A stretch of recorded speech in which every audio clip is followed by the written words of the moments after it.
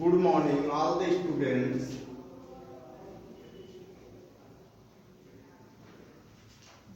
Today I am going to explain the next topic, chemical reactions of phenols.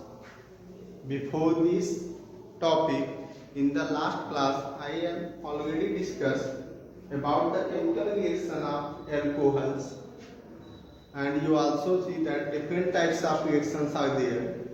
And now the next topic, that is chemical reactions of phenol. But the reactions which takes place in the phenol are only for the phenol.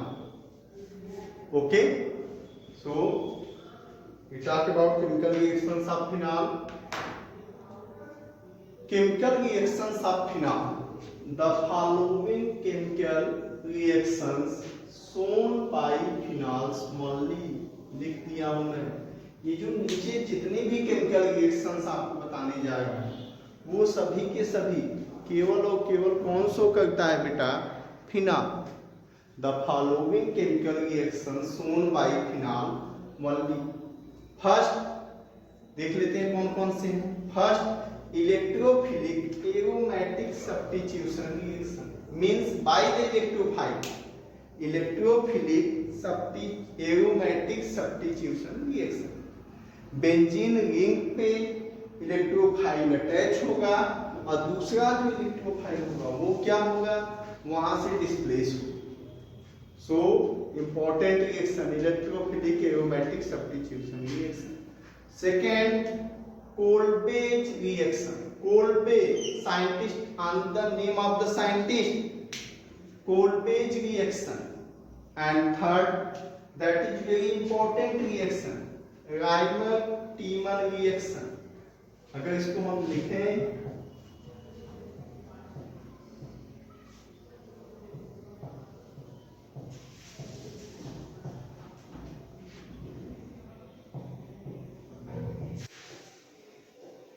Rymer-teamer next, reaction of phenol with zinc dust. और ये reaction हम पढ़ चुके हैं, आपको हमने ये पढ़ा दिया है। Due to the break of the carbon oxygen bond, याद आया?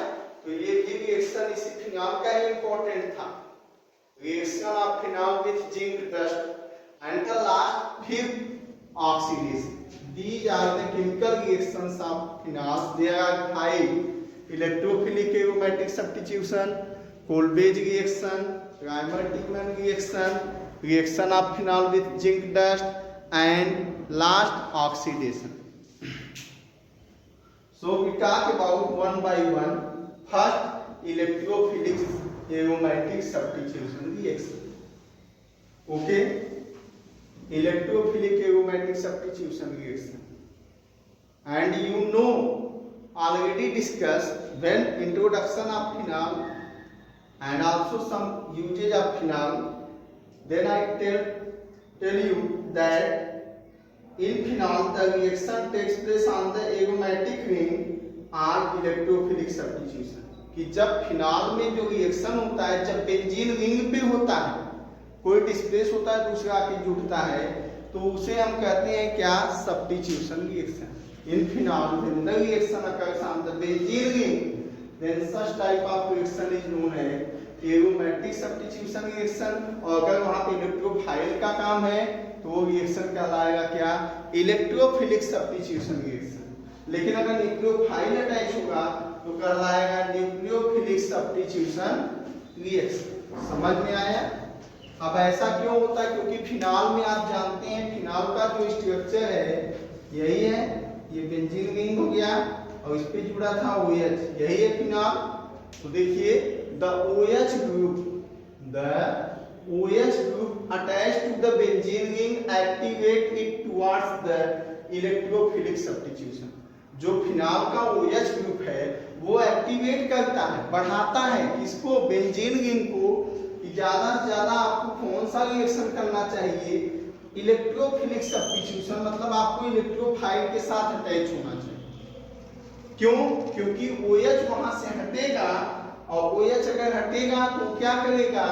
न्यूक्लियोफाइल है, यहाँ पे इलेक्ट्रोफाइल जुड़ेगा। और अगर OH नहीं हटेगा तब इसके अनदर पोजीशन, मैंने आपको बताया था अल्फो पोजीशन, बीटा पोजीशन और पैरा पोजीशन, इन पोजीशन पे आपका इलेक्ट्रोफाइल क्या होगा, आके अटैच हो जाएगा। ओके, और इलेक्ट्रोफाइल जब अटैच होगा तो वही रिएक्शन इलेक्ट्रोफिलिक सब्स्टिट्यूशन। तो कहने का मतलब इलेक्ट्रोफिलिक सब्स्टिट्यूशन रिएक्शन के लिए कौन एक्टिवेट करता है फिनाल को, OH ग्रुप। OH ग्रुप ही क्या करता है, एक्टिवेट करता है कि आप इलेक्ट्रोफिलिक सब्स्टिट्यूशन रिएक्शन कर सकते हैं, लेकिन मुझे नहीं डिस्प्लेस कर सकते। आप अपने अदर पोजीशन पे, आल्फो पे, बीटा पे, पैरा पे, कहीं पे भी दूसरे इलेक्ट्रोफाइल को जोड़ सकते हैं। और देखिए बता रहे हैं also it directs the incoming group, और ये भी बताता है केवल एक्टिवेट ही नहीं करता है बल्कि ये भी कहता है कि आप मेरे किस पोजीशन पे आने वाले ग्रुप को जोड़ सकते हैं, या तो आल्फो पे जोड़ सकते हैं या तो पैरा पे जोड़ सकते हैं। तो आप माइंड में रख लीजिए कि फिनाल में जब भी इलेक्ट्रोफिलिक सब्स्टिट्यूशन होगा तो उसके कंपाउंड या तो आल्फो पे जुड़ेंगे या पैरा पे जुड़ेंगे। आल्फो पोजीशन पे जुड़ेंगे मतलब यहाँ पे जुड़ेंगे, या तो कहाँ पे जुड़ेंगे, इस पोजीशन पे जुड़ेंगे, इसके अलावा किसी भी पोजीशन पे नहीं जुड़ेंगे। Also it directs the incoming group to the alpha and para position in the ring as these position becomes electron rich। और ऐसा क्यों होगा, क्योंकि जब रिजोनेंस होगा, डिलोकलाइजेशन ऑफ इलेक्ट्रॉन होगा, जब बॉन्ड का डिलोकलाइजेशन होगा, बॉन्ड ब्रेक होगा और इलेक्ट्रॉन का ट्रांसफर होगा, तो इस आल्फो पोजीशन पे और इस पैरा पोजीशन पे क्या होगी, इलेक्ट्रॉन की डेंसिटी ज्यादा होगी। तो यही लिखा है also it directs the incoming group to the alpha and para position in the ring as each position becomes electron rich। क्योंकि ये दोनों पोजीशन अल्फा और पैरा क्या होते हैं, इलेक्ट्रॉन रिच होते हैं। किसकी वजह से होते हैं, रिजोनेंस की वजह से।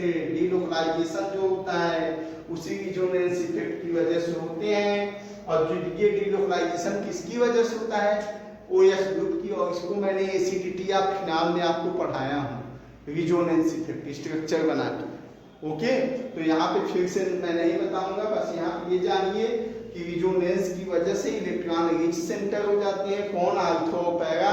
एक्टिवेट कौन करता है, फिनाल का OH, क्योंकि ये रिजोनेंस इफेक्ट को शो करते।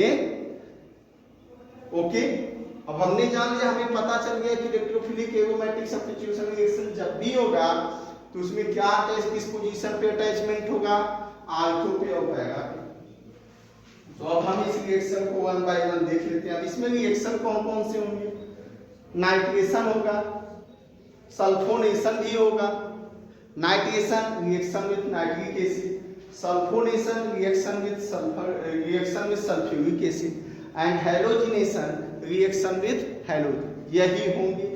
तो वन बाय वन हम देख सकते हैं common type of electrophilic substitution reaction. Okay, yes, some common type of electrophilic aromatic substitution reaction। Okay, अब हम देखेंगे कि कुछ कॉमन टाइप के इलेक्ट्रोफिलिक सब्स्टिट्यूशन रिएक्शन होते हैं। हमने ये तो जान लिया इलेक्ट्रोफिलिक एरोमेटिक सब्स्टिट्यूशन रिएक्शन होता क्या है। जब फिनाल के बेंजीन रिंग पे कोई न्यूक्लियोफाइल आके जुड़ता है, कोई दूसरा इलेक्ट्रोफाइल आके जुड़ता है, तो उस रिएक्शन को क्या कहते हैं, एरोमेटिक सब्स्टिट्यूशन रिएक्शन। लेकिन अगर इलेक्ट्रोफाइल है तो इलेक्ट्रोफिलिक होगा। अब ऐसा क्यों होता है, क्योंकि हाइड्रोक्सी जो OH ग्रुप होता है एक्टिवेट करता है इसको, बेंजीन रिंग को ज्यादा से ज्यादा, ताकि उस पर आके क्या जुड़े, इलेक्ट्रोफाइल या न्यूक्लियोफाइल जुड़े। अब जब इलेक्ट्रोफाइल जुड़ेगा तो ये भी किस पोजीशन पे जुड़ने के लिए इसको कहेगा, OH डिटरमाइन कर देता है कि या तो अल्फा या तो पैरा। तो यहाँ पे हम कुछ इंपॉर्टेंट रिएक्शन देखेंगे इलेक्ट्रोफिलिक सब्स्टिट्यूशन की। Nitration, nitration means reaction with nitric acid, reaction with nitric acid. और आप जानते हैं कि नाइट्रिक एसिड जब ब्रेक होता है तो दो टेंडेंसी रखता है, ये HO में भी ब्रेक होता है, HONO2। HONO2 मतलब इतना पार्ट माइनस हो गया और ये जो पार्ट हुआ ये क्या हो गया, प्लस हो गया, ये पार्ट आपका प्लस हो गया। When phenol reacts with dilute nitric acid at low temperature 298 Kelvin। जब फिनाल को रिएक्शन कराया जाता है नाइट्रिक एसिड के साथ कितने टेम्परेचर पे 298 केल्विन, और जो एसिड है वो कैसा है, डाइल्यूट है, अमाउंट ऑफ वाटर ज्यादा है सॉल्यूट के कंपैरिजन में। तो हमें दो टाइप के आइसोमर्स ऑब्टेन होते हैं, एक आर्थोनाइट्रोफिनॉल होता है, दूसरा पैरानाइट्रोफिनॉल। क्योंकि बता दिया था पहले ही कि हाइड्रोक्सिल ग्रुप OH ग्रुप किस पे जोड़ने के लिए एक्टिवेट करता है, या तो ये आर्थो पोजीशन पे या तो इस पैरा पोजीशन पे। तो आर्थो पे जब क्या जुड़ा नाइट्रो तो नाम हो गया आर्थोनाइट्रोफिनॉल, और जब पैरा पोजीशन पे जुड़ा तो नाम क्या हो गया, पैरानाइट्रोफिनॉल। इतना पैरा पे नाइट्रो हो गया, ये फिनॉल का हो गया, पैरा पे नाइट्रो बाकी फिनॉल हो गया, आर्थो पे नाइट्रो था बाकी फिनॉल हो गया। अब यहाँ से देखिए यहाँ पे क्या बाई प्रोडक्ट बना ये नहीं लिखा गया है, और लिखने की कोई आवश्यकता भी नहीं। तो लिखने का आप जानना चाहते हैं तो ये भी जान लीजिए, यहाँ से OH टूटेगा, यहाँ पे NO2 होगा। अब OH जो है जहाँ जहाँ जुड़ा है वहां से बेंजीन रिंग से हाइड्रोजन क्या होगा, निकलेगा ना। अब यही हाइड्रोजन इस OH के साथ जुड़ जाता है बेटा, और क्या बना देता है H2O। तो एक H2O यहाँ से निकलेगा, यहाँ पे NO2 जुड़ जाएगा, जुड़ा।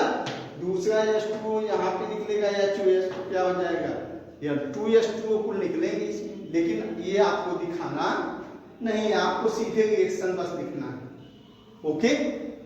अब ये भी होता है रिएक्शन, कभी कभी यहाँ पे मैंने प्लस करके लिखा है, यहाँ पे ऐसे नहीं एग्जाम आपकी बुक में NCERT में सीधा रिएक्शन के ऊपर ये लिख दिया है, ये चीज रिएक्शन के ऊपर लिख दिया है, और फिर उसके बाद क्या किया, यहाँ पे कंडीशन दे दिया। तो बच्चे सोचते हैं रिएक्शन किससे हो रहा है, तो रिएक्शन इसी से हो रहा है बेटा, किससे, डाइल्यूट नाइट्रिक एसिड के। समझ में आया। ओके, हम ऐसे भी इसको लिख सकते हैं। क्लियर हो गया।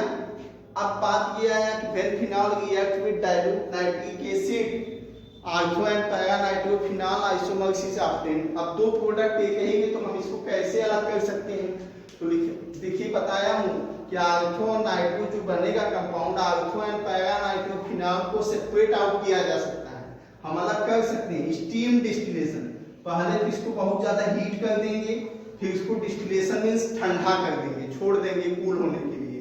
तो पहले इसको बहुत ज्यादा हीट कर देंगे, जो प्रोडक्ट बनेगा, फिर उसको ठंडा होने के लिए छोड़ देंगे। जब ठंडा हो जाएगा तो क्या होगा, इसमें से जब हीट कर देंगे तो जिसका जो बहुत ज्यादा हीट होगा, जैसे आर्थो वाला कंपाउंड आर्थो नाइट्रोफिनॉल, ये क्या होता है, स्टीम कर हीट करने पे ये क्या होता है, बहुत आसानी से गायब हो जाता है, स्टीम वोलाटाइल होता है। जबकि पैरानाइट्रोफिनॉल क्या होता है, लेस वोलाटाइल होता है, ये जल्दी प्लस और माइनस में टूटता नहीं। इसके लिए हमें हीटिंग ज्यादा करना पड़ेगा, और इसके लिए कम तो हम हीट करेंगे तो ये तो तुरंत टेस्ट ट्यूब में से गायब हो जाएगा। अब जो बचेगा पैरानाइट्रोफिनॉल बचेगा। लेकिन ऐसा क्यों हुआ, paranitrophenol, what is the reason, paranitrophenol is less volatile in comparison to orthonitrophenol. तो इसका आंसर यही है, paranitrophenol is less volatile due to their intermolecular hydrogen bonding. अब OH है और अल्कोहल में OH होता था, तो आपको बताया था हाइड्रोजन बॉन्डिंग पाई जाती है, तो इस फिनॉल में भी हाइड्रोजन बॉन्डिंग पाई जाती है। फिनॉल का क्या, कौन से कंपाउंड में, आर्थो और पैरा। तो पैरानाइट्रोफिनॉल में इंटरमॉलिक्यूलर हाइड्रोजन बॉन्डिंग पाई जाती है, और जो आपका आर्थोनाइट्रोफिनॉल होता है इसमें क्या होता है, इंट्रामॉलिक्यूलर हाइड्रोजन बॉन्डिंग पाई जाती है। दो टाइप होते हैं। अब इंटर जो होता है वो ज्यादा मजबूत होता है, किससे, इंट्रा से। इंट्रा से जो होता है, इंटर क्या होता है, ज्यादा मजबूत होता है। इंटर क्या होता है, ज्यादा मजबूत होता है, किससे, इंट्रा से। क्योंकि इंटर जब भी होगा तो उसमें क्या होंगे, सेम मॉलिक्यूल पार्टिसिपेट करते हैं, सेम। लेकिन इंट्रा जब होता है तो उसमें क्या करते हैं, डिफरेंट मॉलिक्यूल पार्टिसिपेट करते हैं। अब देखिए जैसे ये क्या है, पैरानाइट्रोफिनॉल, ये आपका है आर्थोनाइट्रोफिनॉल। अगर इसका स्ट्रक्चर हम बताएं, आर्थोनाइट्रोफिनॉल, यही है आर्थोनाइट्रोफिनॉल, आर्थोनाइट्रोफिनॉल। ओके, तो आप इसको देख सकते हैं, ये आपका क्या है, आर्थोनाइट्रोफिनॉल। अब जब हम आर्थोनाइट्रोफिनॉल को क्या कर देंगे बेटा, आर्थोनाइट्रोफिनॉल को जब हम क्या, आर्थोनाइट्रोफिनॉल है, अब इस आर्थोनाइट्रोफिनॉल को हमें क्या करना होगा, यहाँ पे आर्थो पे नाइट्रो ग्रुप जुड़ा है और ये पैरानाइट्रोफिनॉल, तो यहाँ पे जब हम क्या करेंगे, इसको आर्थोनाइट्रोफिनॉल का रिएक्शन कराएंगे OH के साथ। तो देखिए OH का H वाला पार्ट ऑक्सीजन से जुड़ जाएगा, तो तो ये क्या हो गया, एक ही मॉलिक्यूल का हुआ, आठ हो गया, हो गया।